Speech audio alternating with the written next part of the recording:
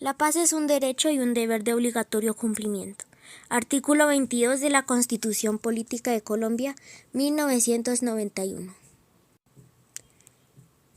En el 2016, el 24 de noviembre, se firma el Tratado de Paz entre las FARC, dirigido por Rodrigo Londoño, y el Estado colombiano, encabezado por Juan Manuel Santos. Se da el Tratado de Paz para acabar con el conflicto armado más longevo de Latinoamérica, dejando un aproximado de 8.376.463 víctimas. Pensando en cómo abordaría mi tema de investigación, indagué la historia de la creación de grupos guerrilleros.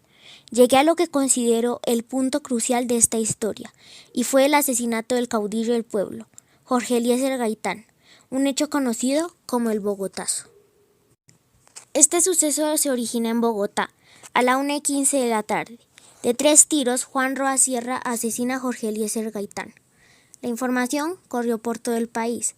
El gran caudillo del pueblo, el abogado que había dado a entender la culpa del Estado en la masacre de las bananeras, había muerto, y todo el país empezó a coger armas, machetes o cualquier cosa para hacer daño, y se dirigían a las calles a protestar por la injusta muerte del gran caudillo del pueblo. Estos disturbios duraron 3 días seguidos, dejando entre 500 y 3.000 muertos. Al final, este hecho le dio más fuerza a una de las épocas más sangrientas de la historia colombiana: la violencia. Jorge Eliezer Gaitán Ayala nació el 23 de enero de 1903. Fue alcalde de Bogotá en el año 1936, titular en 2 ministerios, Educación en 1940 y Trabajo en 1944. Y congresista durante varios periodos entre 1929 y 1948. También fue candidato presidencial disidente del Partido Liberal en las elecciones de 1946 y su posterior jefe único, además que iba a ser el candidato oficial del Partido de las Presidencias de 1950, que finalmente se desarrollaron en 1949 debido a su asesinato. Tanto era el amor que le tenían a Jorge Eliezer Gaitán que muchos padres de la época le pusieron Jorge Eliezer a sus hijos, en honor al caudillo del pueblo. Entre esos, mi abuelo materno, Jorge Eliezer Álvarez Acero. Hola, soy de la generación del 50 y por cosas del destino me tocó nacer en Bogotá el 10 de mayo de 1950, justo a los 2 años después del Bogotazo. Hoy quiero agradecerle a la vida y a los responsables que propusieron mi nombre, Jorge Eliezer, nada más y nada menos que el nombre del caudillo del pueblo, asesinado en el centro de Bogotá el 9 de abril de 1948. Digo que agradezco a la vida porque es el nombre de un colombiano que dejó un legado político para las generaciones que a partir de su sacrificio se han atrevido a retomar sus ideales y luchar por una transformación democrática de las estructuras sociales, políticas y culturales de mi país, para que los gobiernos estén al servicio del pueblo, como bien lo pregonaba Jorge Eliezer en la plaza pública. Decía: yo no soy un hombre, soy un pueblo, y el pueblo es mayor que sus dirigentes. La época de la violencia. Así se conoce el periodo de conflicto entre el Partido Liberal y el Partido Conservador, que sin declararse guerra civil se considera como un periodo muy violento. En este periodo hubo varios personajes y grupos en diferentes regiones del país y de ambos bandos, enfrentados como los chulohabitas y los pájaros, grupos conformados por campesinos y habitantes de afiliación al Partido Conservador. Sus primeros miembros eran originarios de Boyacá y luego estuvieron en diferentes regiones como Tolima y el Valle del Cauca, y los liberales, conocidos como los cachiporros. El conflicto causó entre 113.000 y 300.000 muertos y la migración forzosa de más de 2 millones de personas, equivalente a una quinta parte de la población total de Colombia, de aproximadamente 11 millones de habitantes. Este periodo de Colombia se puede decir que empezó porque varios años el Estado no tenía en cuenta a la gente que necesitaba ayuda social y económica, como a trabajadores y campesinos, quienes llegaron a comprender que si querían justicia o fueran atendidas sus necesidades básicas de salud, educación, vivienda y tierras, por parte de un Estado que debía protegerlos, no podían lograrlo solos. Así, las dos corrientes políticas más fuertes llegaron a enfrentarse de una manera abierta y pública, en discursos, en radio y prensa, llegando a lanzarse fuertes amenazas de no ganar las elecciones, harían invivible el país, recurrirían a la guerra civil o incluso atentarían contra integrantes de los partidos contrarios, sus familias y sus propiedades. Así, los actos violentos surgieron y los campesinos y trabajadores pobres siguieron las indicaciones de sus patrones de aniquilar al contrario.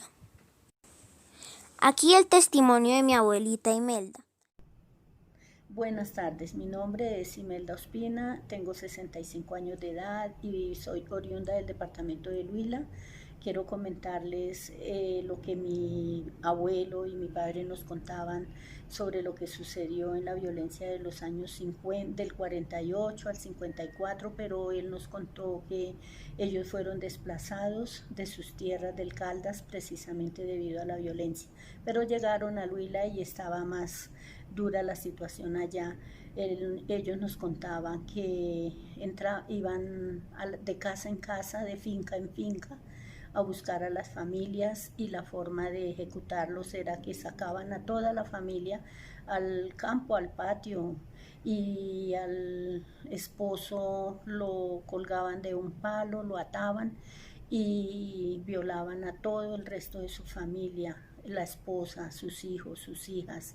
No hacían ninguna acepción de personas en ese caso, y después de que hacían esto empezaban a cortarle las partes, las falanges de los dedos, las manos, empezaban a descoyuntarlos por partes delante de ellos, y cuando ya terminaban esta aberración, entonces mataban al resto de la familia, pero ellos fueron testigos y no lo contaban a nosotros. Esa es una historia. Tras tanta violencia en estos últimos años, el Frente Nacional se creó. Fue un acuerdo entre liberales y conservadores en el que se dividieron el poder, alternando cada 4 años durante 16 años. Esto duró desde 1958 hasta 1974. Durante la presidencia de Rojas Pinilla fueron muchos los abusos militares. En el año 1964 se crean las FARC, Fuerzas Armadas Revolucionarias de Colombia, guerrilla conformada por un grupo de campesinos que estaban en conflicto con los dueños de tierras e inconformes con el gobierno y la dirigencia nacional, bajo el lema "La tierra es de quien la trabaja". Pedro Antonio Marín Marín, más conocido como Tiro Fijo, funda el grupo guerrillero. Aquí es necesario recordar que a nivel internacional, hacía pocos años, en 1959, había triunfado la revolución de Fidel Castro en Cuba. Por lo tanto, Estados Unidos temía una expansión comunista en el continente. La guerrilla de las FARC se desplazaba por varias partes del país: campos, selvas, montañas, zonas fronterizas y zonas sin presencia militar. Puedo concluir que en Colombia ha habido una violencia imparable.